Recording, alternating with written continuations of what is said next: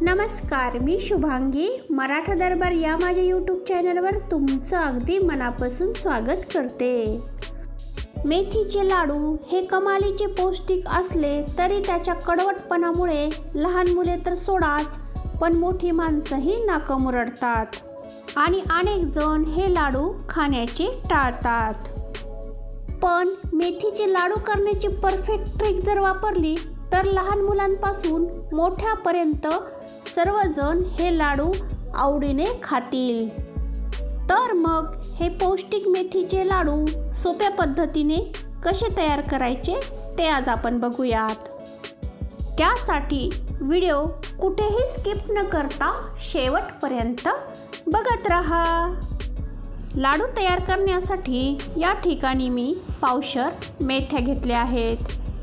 या मेथ्या अगोदर स्वच्छ धुवून घ्यायच्या आणि ऊन जर कडकडीत असेल तर 1 दिवस किंवा 2 दिवस उन्हामध्ये या मेथ्या वाळवून घ्यायच्या.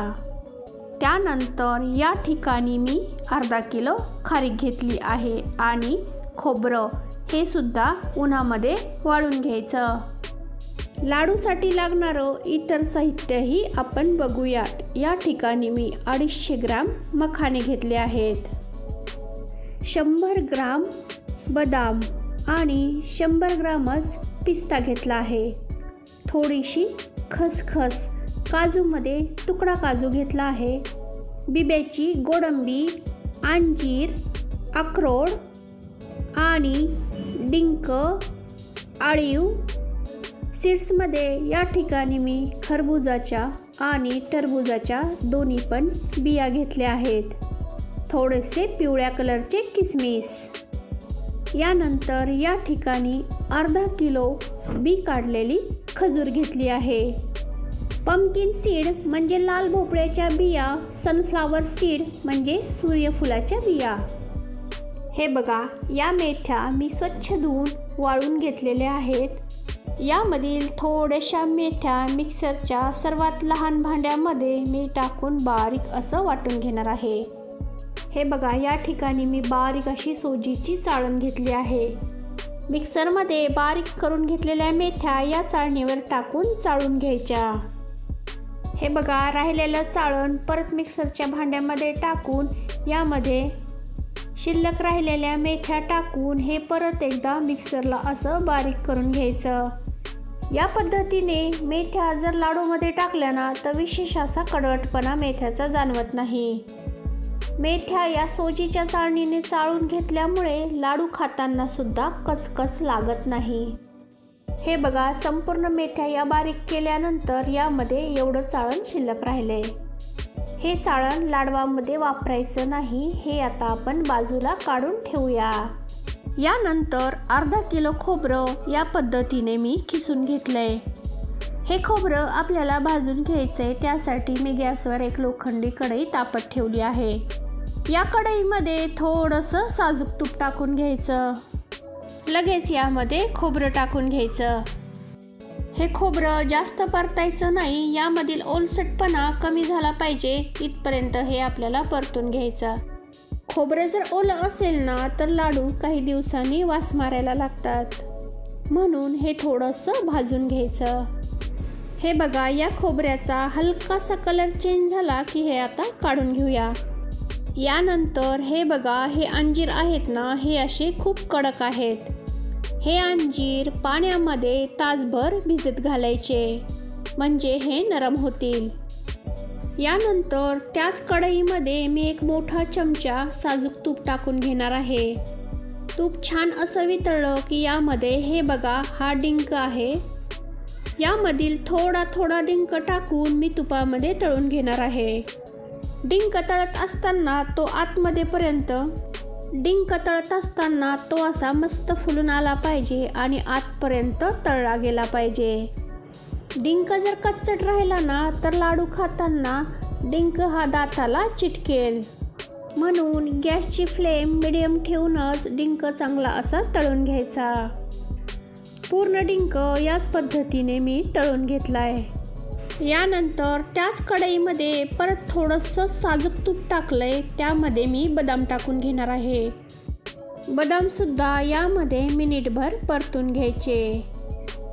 तसं तर तुम्ही ड्रायफ्रूट्स तसे सुद्धा वापरू शकता, पण तुपामध्ये भाजून टाकल्यामुळे लाडूमध्ये ते आणखीन टेस्टी लागतात. यानंतर यामध्ये परत थोडंसं तूप टाकून यामध्ये अक्रोड टाकून भाजून घेतलेत. अक्रोड भाजल्यानंतर यामध्ये मी परत थोडंसं तूप टाकून घेणार आहे. यामध्ये काजू टाकून घेणार आहे. लाडूसाठी वापरायचा म्हणून मी तुकडा काजू घेतला आहे. काजूचाही रंग चेंज झाल्यानंतर हा काजू काढून घ्यायचा. यानंतर यामध्ये परत थोडंसं तूप टाकून पिस्ता टाकून घ्यायचा. खरं तर हे सारे ड्रायफ्रूट्स आपण एकदम एकाच वेळेस खात नाही, पण लाडूमध्ये टाकून जर खाल्ले ना तर बरोबर सर्व खाल्ले जातात. यानंतर यामध्ये आळीव भाजून घेऊयात. याला कोणी आळीव किंवा हाळीव सुद्धा म्हणतात.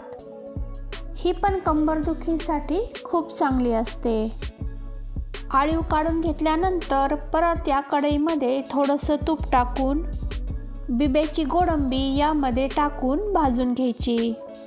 ज्यांना खोकल्याचा त्रास आहे त्यांनी ही बिब्याची गोडंबी खाल्ली तर खोकला कमी होण्यासही मदत होते.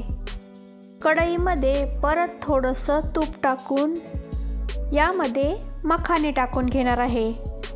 बरेच जण या लाडवामध्ये गव्हाचं पीठ वापरतात, पण मी गव्हाचं पीठ न वापरता मखानेच थोडेसे जास्त घेतले आहेत. मखाने सुद्धा तुपामध्ये मिनिटभर परतल्यानंतर हे मखाने आपण काढून घेऊयात. यानंतर हे बघा, तुम्ही बघू शकता आपण जे तासभर अंजीर पाण्यात भिजत घातले होते ते असे मस्त फुलून टम्म झाले आहेत. आता या अंजिरातील पाणी पूर्णपणे काढून टाकायचं. परत या कढईमध्ये जवळपास 2 चमचे तूप टाकून घ्यायचं.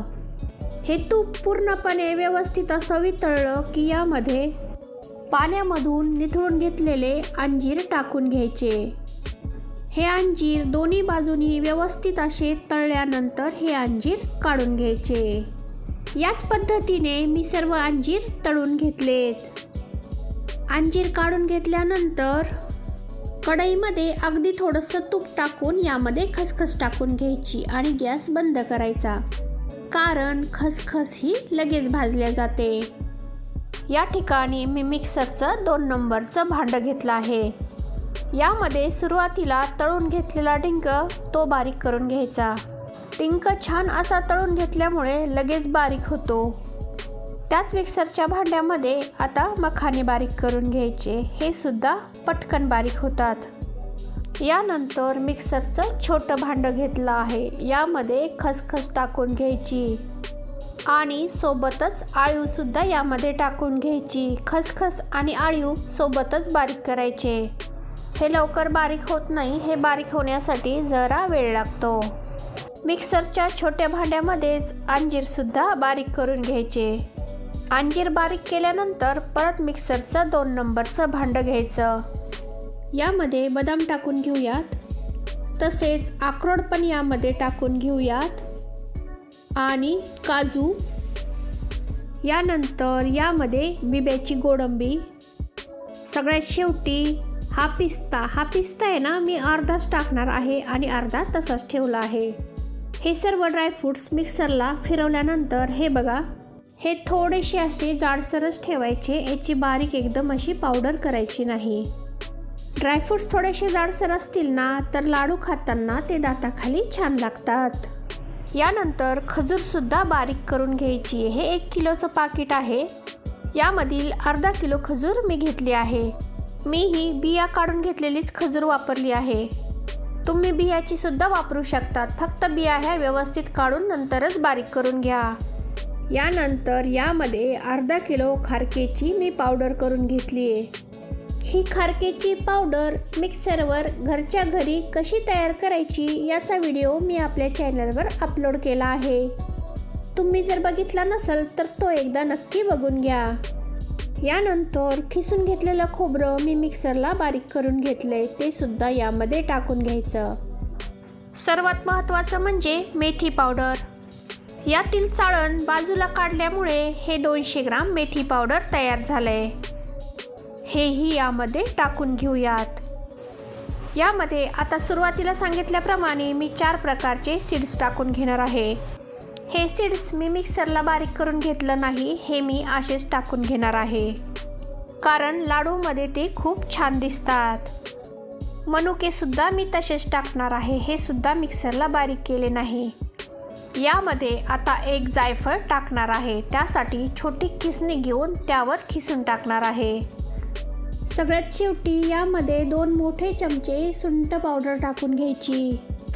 हे सर्व साहित्य व्यवस्थित असं मिक्स करून घ्यायचं. जवळपास 22 प्रकारचे ड्रायफ्रूट्स आपण यामध्ये वापरले आहेत. व्यवस्थित असं मिक्स करून घेतल्यानंतर या ठिकाणी मी साजूक तूप गरम करून घेतलंय. हे तूप यावर वतून घेऊयात आणि मिक्स करूयात. तुपाचं प्रमाण हे थोडंसं कमी जास्त होऊ शकतं. हाताने व्यवस्थित लाडू वाटता येईल इतपत तूप यामध्ये टाकून घ्यायचं. मला एवढ्यासाठी जवळपास अर्धा किलो तूप लागलं आहे. थंडीचे दिवस आहेत, तूप हे लगेच घट्ट होतं, म्हणून तूप हे गरम करूनच टाकायचं. व्यवस्थित असं मिक्स करून झाल्यानंतर आता याचे लाडू तयार करून घेऊयात. तुम्हाला हव्या त्या लहान मोठ्या आकारात याचे लाडू तयार करून घेऊ शकता. हे बघा, तुम्ही बघू शकता मस्त असा लाडू तयार झालाय. हिवाळ्याच्या दिवसात हे लाडू खाल्ल्याने वर्षभर आजारपण दूर राहण्यास मदत होते, कारण इम्युनिटी वाढते आणि हाडंसुद्धा मजबूत राहतात. पण मेथीचे लाडू हे कडू लागतात, म्हणून हे लाडू खाणं अनेक जण टाळतात. मी सांगितल्याप्रमाणे मेथ्या टाकून जर लाडू बनवले ना, तर खाताना कळणार सुद्धा नाही की हे मेथीचे लाडू आहेत. केल्या हे लाडू थोडेसे कडवट लागतात, पण जसे जसे मुरतात म्हणजे 2 ते 3 दिवसानंतर यातील कडवटपणा कमी होऊ लागतो. हे लाडू बनवताना यामध्ये साखर, गूळ मी अजिबात वापरला नाही. यामध्ये खारीक पावडर, अंजीर, खजूर, मनुके याची गोडी यामध्ये छान उतरते. हा लाडू कसा खायचा, तर सकाळी उठल्यानंतर आपण जेव्हा ब्रश करतो तेव्हा चहा किंवा दूध घेण्याच्या अगोदर 1 लाडू खायचा, म्हणजे जास्त फायदेशीर ठरतो. मी मध्यम साईजचे लाडू केलेत, म्हणून जवळपास 55 लाडू या प्रमाणामध्ये तयार होतात. या पद्धतीने जर लाडू बनवले ना, तर घरातील सगळेजण आवडीने खातील. तुम्ही मेथीचे लाडू कसे बनवता हे कमेंटमध्ये मला नक्की सांगा. तुम्हाला माझा आजचा व्हिडिओ आवडला असेलच तर व्हिडिओला एक लाईक करून, व्हिडिओ जास्तीत जास्त शेअर करून मराठा दरबार या माझ्या यूट्यूब चॅनलला सबस्क्राईब करायला मात्र विसरू नका.